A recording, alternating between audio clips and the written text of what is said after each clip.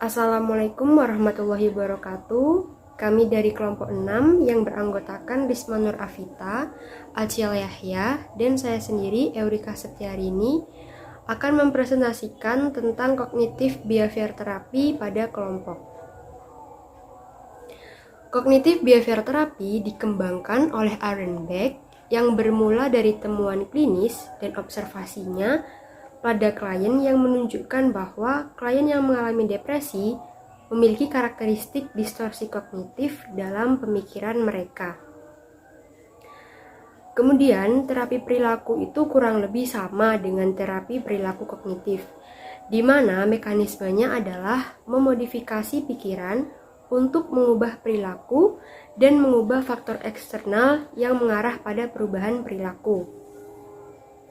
Kemudian untuk asumsi dasar dari pendekatan perilaku kognitif adalah sebagian besar perilaku, kognitif, dan emosi yang bermasalah telah dipelajari dan dapat dimodifikasi dengan pembelajaran baru.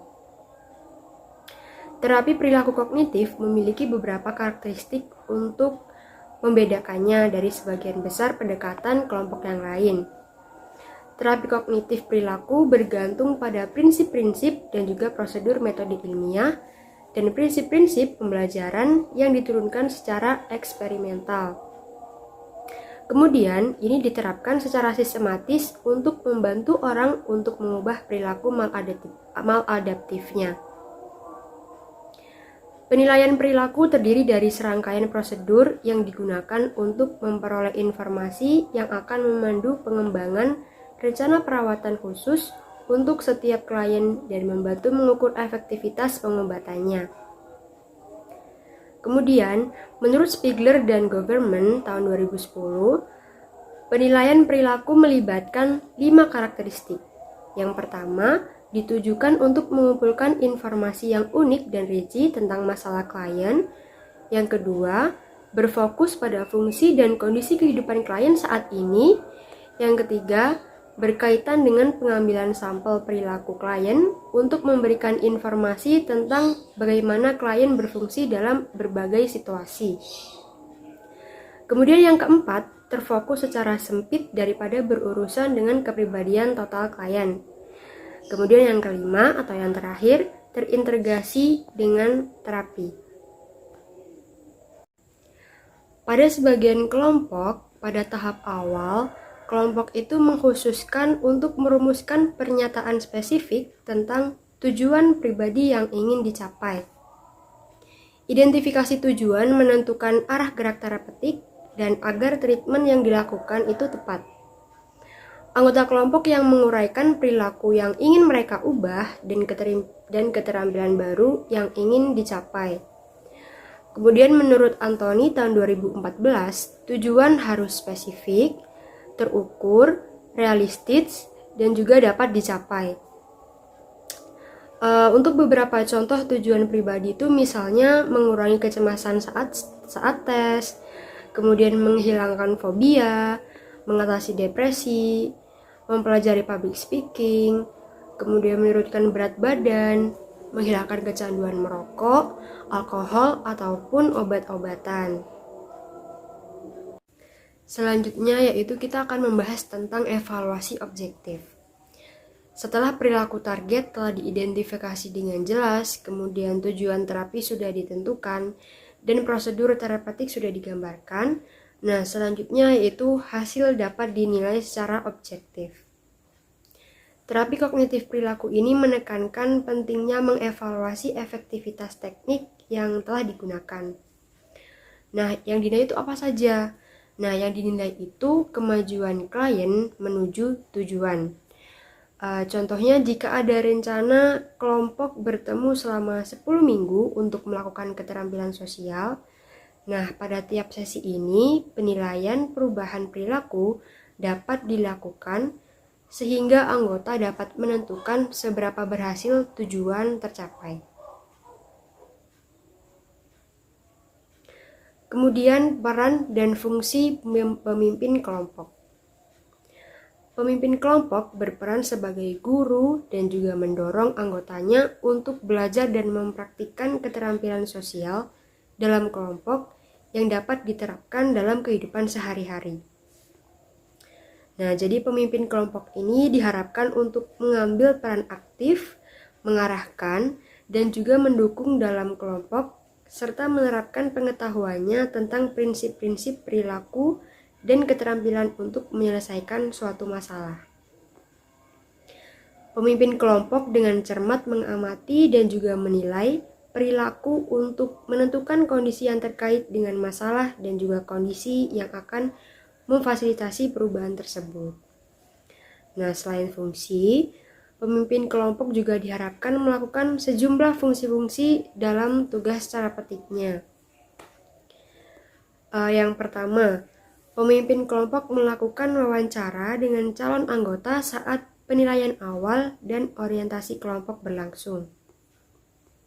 Kemudian yang kedua, para pemimpin menggunakan beragam teknik yang dirancang untuk mencapai tujuan yang sudah ditentukan. Yang ketiga, pemimpin melayani sebagai model perilaku yang sesuai. Para pemimpin mempersiapkan dan melatih anggota untuk menjadi model dengan bermain peran satu sama lain. Selanjutnya, pemimpin memberikan penguatan kepada anggota untuk perilaku dan juga keterampilan yang baru berkembang dengan memastikan bahwa pencapaian-pencapaian kecil. Kemudian, pemimpin mengarahkan anggota kelompok bahwa mereka bertanggung jawab untuk terlibat secara aktif baik dalam kelompok maupun di luar terapi. Nah, berikut merupakan tahapan-tahapan kelompok perilaku kognitif. Yang pertama ada tahap awal calon anggota. Nah, kelompok pada umumnya hanya tahu sedikit tentang mengenai apa itu perilaku kognitif. Maka dari itu, pemimpin perlu memberikan informasi terkait proses kelompok sebelum bergabung. Yang pertama, anggota kelompok perlu mengetahui arti dari empirisme kolaboratif. Yang dimaksud dari empirisme kolaboratif yaitu melibatkan terapis dan juga anggota kelompok selama dalam mengatasi masalah. Kemudian yang kedua, anggota kelompok harus diberitahu bahwa kognitif behavior terapi umumnya merupakan bentuk pengobatan yang dibatasi oleh waktu. Ketiga, untuk memberitahu anggota bahwa tujuan mereka dapat tercapai karena menggunakan terapi perilaku kognitif, menggunakan pendekatan yang aktif, kemudian terstruktur, dan terarah. Nah, kognitif behavior terapi ini juga berfokus pada masalah dan berfokus pada masa kini. Tahap selanjutnya adalah working stage. Nah, pada tahap ini melibatkan pemilihan prosedur yang tepat untuk memilih strategi yang efektif dalam mencapai perubahan perilaku. Nah, menurut Corey, terdapat beberapa strategi yang bisa digunakan.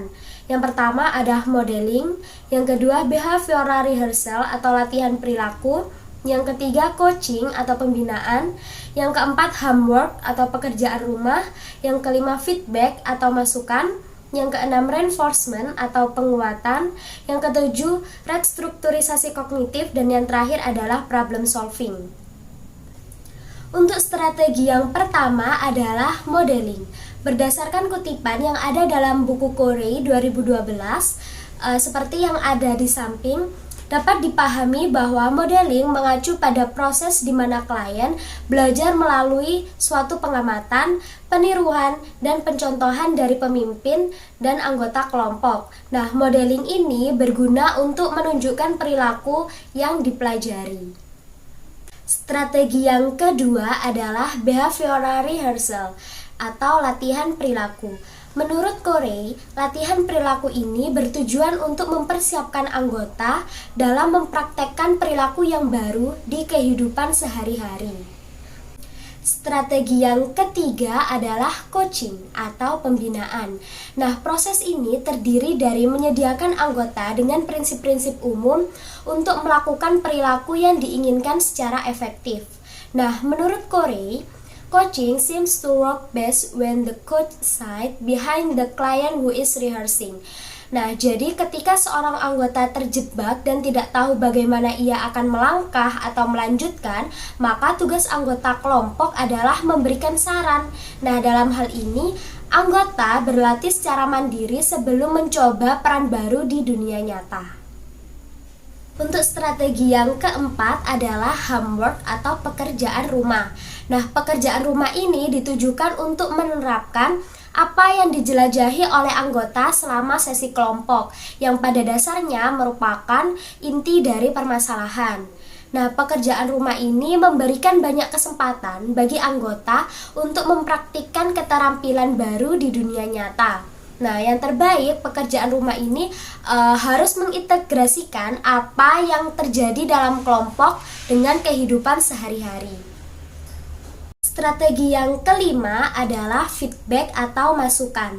Menurut Corey, feedback typically has two aspects: praise and encouragement for the behavior and specific suggestion for correcting or modifying error. Nah, berdasarkan kutipan yang ada di samping, bahwa masukan atau feedback itu biasanya berupa pujian dan dorongan untuk perilaku, serta saran untuk memperbaiki perilaku yang salah atau maladaptif.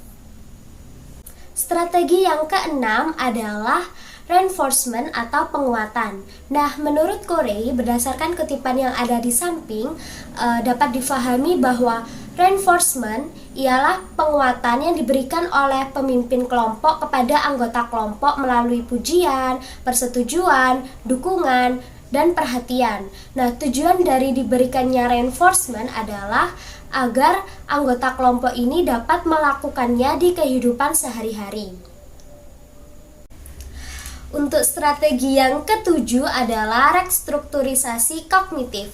Berdasarkan kutipan yang ada dalam buku Corey seperti yang ada di samping, dapat dipahami bahwa restrukturisasi kognitif adalah mengevaluasi kognitif anggota kelompok, yaitu memahami dampak perilaku negatif pikiran dan belajar mengganti pikiran yang tepat. Untuk strategi yang terakhir adalah problem solving atau penyelesaian masalah. Nah, menurut Corey, problem solving merupakan suatu strategi perilaku kognitif yang mengajarkan anggota kelompok untuk menangani suatu masalah dalam kehidupan sehari-hari. Nah, tujuannya adalah mencari solusi atau alternatif yang efektif dalam menangani suatu masalah dan untuk diterapkan di kehidupan nyata. Untuk tahap selanjutnya adalah final stage atau tahap akhir. Menurut Corey, during the final stage of a cognitive behavioral group, the leader is primarily concerned with having members transfer the change they have exhibited in the group to their everyday environment. Jadi, dapat difahami bahwa pada tahap akhir ini, anggota kelompok diharapkan menunjukkan adanya perubahan perilaku kognitif serta mempraktekkannya dalam kehidupan sehari-hari. Selanjutnya, saya akan menjelaskan mengenai teknik dan prosedur kognitif behavior terapi. Di sini terdapat beberapa teknik yang telah dikelompokkan menjadi 4 pendekatan yang dapat diterapkan dalam praktek kelompok kognitif behavior. Di antaranya, yang pertama ada social skill training group, yang kedua ada cognitive therapy group, yang ketiga ada stress management training in group, dan yang terakhir ada mindfulness and acceptance approach in cognitive behavior therapy. Nah, yang pertama ada social skill training group atau kelompok pelatihan keterampilan sosial, yaitu kategori yang berhubungan dengan kemampuan seseorang untuk berinteraksi secara efektif dengan orang lain dalam berbagai situasi sosial. Nah, social skill training group ini adalah pendekatan pendidikan yang sangat terstruktur di mana pemimpin kelompok berperan sebagai guru. Nah, pelatihan keterampilan sosial dalam kelompok ini melibatkan penerapan banyak teknik perilaku, di antaranya meliputi psikoedukasi, pemodelan, penguatan, pembentukan, umpan balik, permainan peran, latihan perilaku, dan generalisasi pembelajaran. Yang kedua, ada kognitif terapi grup atau kelompok terapi kognitif. Nah, kelompok terapi kognitif ini menggunakan format dinamika kelompok dalam hubungannya dengan teknik perilaku kognitif standar untuk mengubah keyakinan maladaptif dan disfungsional, interpretasi, perilaku, dan juga sikap. Terdapat beberapa intervensi yang paling umum, yaitu termasuk catatan pemikiran otomatis, pemantauan suasana hati, pengembangan hierarki kebutuhan, pemecahan masalah, pertanyaan Sokrates, metode relaksasi, penilaian resiko, dan juga pencegahan. Dalam hal ini, terdapat dua model terapi kelompok perilaku kognitif yang paling terkenal, yaitu didasarkan pada teori terapi perilaku emosi rasional Albert Ellis dan juga terapi kognitif Aaron Beck. Yang ketiga, ada Stress Management Training in Group atau kelompok manajemen stres. Pelatihan manajemen stres ini sangat berguna dalam menangani kemarahan, kecemasan, fobia, dan juga masalah medis.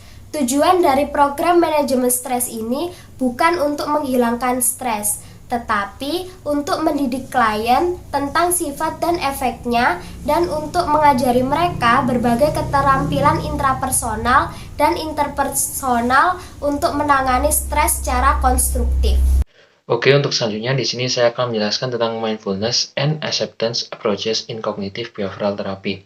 Sebelumnya ada dua definisi yang ingin saya jelaskan di sini. Yang pertama, perhatian. Perhatian sendiri memiliki definisi yaitu proses menjadi sadar akan pikiran seseorang dari satu saat ke saat yang berikutnya. Dengan penerimaan yang lembut, ketika terjadi gangguan, perhatian akan ditarik kembali ke kejadian seseorang yang terjadi saat ini. Sedangkan yang kedua adalah penerimaan. Penerimaan sendiri memiliki definisi yaitu proses yang melibatkan kemampuan penerimaan pengalaman seseorang untuk memperhatikan, menerima, dan bahkan merangkul acara pribadi. Konsep penerimaan sendiri tidak berarti menyerahkan diri pada masalah yang terjadi pada kehidupan saat ini. Terdapat 4 jenis pendekatan utama pada pendekatan perhatian dan penerimaan dalam terapi perilaku kognitif. Yang pertama yaitu terapi perilaku diakletis atau dialectical behavioral therapy atau yang biasa disebut dengan DBT. DBT ini menggunakan pendekatan berupa mindfulness dan dikembangkan untuk membantu klien untuk mengatur emosinya dan perilaku yang terkait dengan depresi untuk mengintegrasikan konsep perilaku kognitif dengan pelatihan mindfulness. Serta banyak penelitian mendukung kemanjuran penggunaan DBT ini untuk membantu individu yang didiagnosis dengan gangguan kepribadian ambang. DBT ini melibatkan untuk mengajarkan klien baik secara perhatian maupun secara penerimaan. Praktek penerimaan melibatkan keberadaannya pada saat ini, melihat kenyataan apa adanya tanpa distorsi, tanpa penilaian, tanpa evaluasi, dan tanpa mencoba untuk bertahan pada pengalaman atau untuk menyingkirkannya. Lalu keterampilan mindfulness diajarkan selama 2 atau 3 sesi kelompok dan kemudian ditinjau nantinya. Beberapa dari keterampilan ini termasuk fokus pada pernapasan, bertahan dengan aktivitas saat ini, mengidentifikasikan dan menggambarkan perasaannya, serta memperhatikan emosi tanpa berusaha untuk menghindarinya. Ketika itu menyakitkan, maka biarkanlah pikiran itu mengalir dan mengambil sikap untuk tidak menghakimi, fokus pada satu hal pada satu waktu dan menerima semua perasaan. DBT ini bukanlah pendekatan perbaikan cepat karena pada umumnya melibatkan minimal 1 tahun pengobatan DBT ini, serta melakukan pelatihan dan juga pengawasan secara insentif. Lalu yang kedua adalah pengurangan stres berbasis kesadaran atau Mindfulness Based Stress Reduction atau yang biasa disebut dengan MBSR. Pada dasarnya, keterampilan ini diajarkan seperti meditasi duduk dan juga yoga untuk mengembangkan mindfulness.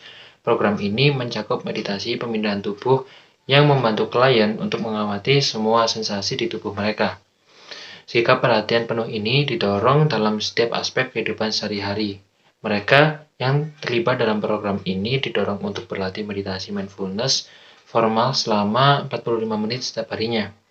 Program MBSR ini terutama dirancang untuk mengajarkan peserta untuk berhubungan dengan sumber stres eksternal dan juga internal dengan cara konstruktif. Program ini bertujuan untuk mengajarkan orang bagaimana hidup lebih penuh di masa sekarang ini daripada perhitungkan masa yang lalu dan terlalu khawatir untuk masa yang akan mendatang. Lalu yang selanjutnya yang ketiga yaitu terapi kognitif berbasis kesadaran atau Mindfulness Based Cognitive Therapy atau yang biasa disebut dengan MBCT.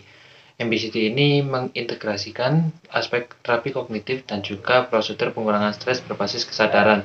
Dalam latihan mindfulness, klien diminta untuk hanya memperhatikan pikiran dan juga emosi mereka saat muncul. Klien belajar meditasi mindfulness yang melibatkan sikap terbuka dan tidak menghakimi mengenai pemikiran negatif, emosi, dan juga kondisinya. Mereka didorong untuk memperhatikan perhatian penuh tidak hanya dalam kelompok tetapi juga untuk membawa praktik ini ke dalam kehidupannya sehari-hari. Klien menyadari bahwa pikiran mereka dapat datang dan juga pergi. Daripada mencoba untuk membantah, mereka mencoba untuk menerima keadaannya seperti yang mungkin dilakukan pada stress CBT tradisional. Lalu MBCT ini bertujuan untuk mengubah kesadaran klien dan hubungannya dengan pemikiran negatif mereka. Lalu yang keempat ada terapi penerimaan dan komitmen atau Acceptance and Commitment Therapy atau yang biasa disebut dengan ACT. ACT ini melibatkan sepenuhnya penerimaan pengalaman saat ini dan juga dengan penuh perhatian melepaskan rintangannya. Dalam praktek ACT ini, adanya evaluasi dan sikap sadar, keterbukaan, serta penerimaan terhadap peristiwa psikologis. Penerimaan ini bukan berupa teknik secara khusus, melainkan sikap untuk melakukan terapi dan klien dapat melakukan kehidupannya. Lalu ACT ini dirancang untuk membantu klien belajar bahwa menekankan pikiran negatif atau tidak diinginkan atau perasaan menyakitkan tidak berhasil. Komitmen mengacu pada pengambilan keputusan tentang apa yang paling dihargai oleh klien dan apa yang paling bersedia mereka lakukan untuk menjalani kehidupan yang bermakna selanjutnya. ACT ini mengajarkan klien untuk menyadari apa yang penting bagi mereka dan kemudian mereka mengubah perilaku mereka ke arah cara hidup yang lebih konsisten dan dengan nilai-nilai mereka yang lebih baik. Tujuan dari ACT ini adalah untuk meningkatkan fleksibilitas psikologis klien, pendekatan menggunakan pekerjaan rumah yang konkret, dan pelatihan perilaku untuk membantu klien hidup dengan nilai-nilai mereka yang lebih baik lagi. Untuk selanjutnya yaitu terdapat beberapa alasan mengenai efektivitas penerapan perilaku pendekatan perilaku kognitif pada kerja kelompok di sekolah. Yang pertama, prinsip-prinsip CBT ini mudah dipahami dan dapat disesuaikan dengan anak-anak dari skala usia dan dari berbagai latar belakangnya. Lalu yang kedua yaitu kelompok CBT ini cenderung bersifat jangka pendek dan menggunakan intervensi singkat yang dicocokkan untuk di lingkungan sekolahnya di mana waktu yang terbatas.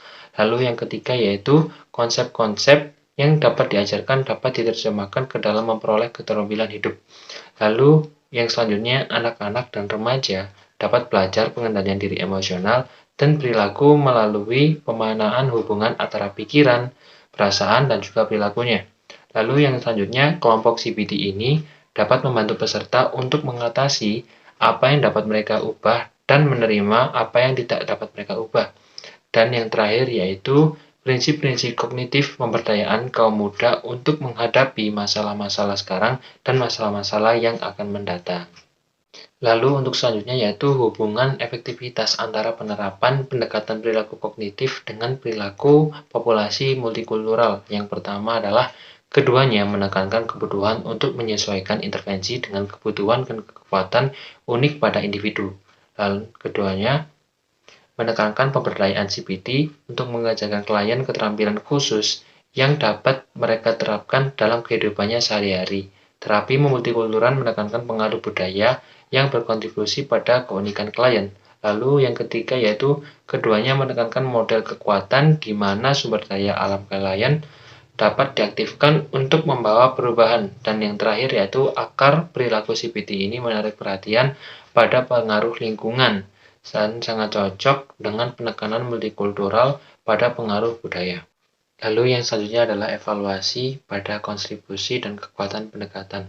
Salah satu kekuatan pendekatan perilaku kognitif adalah penekanan pada yang diberikan pada pendidikan dan juga pencegahan.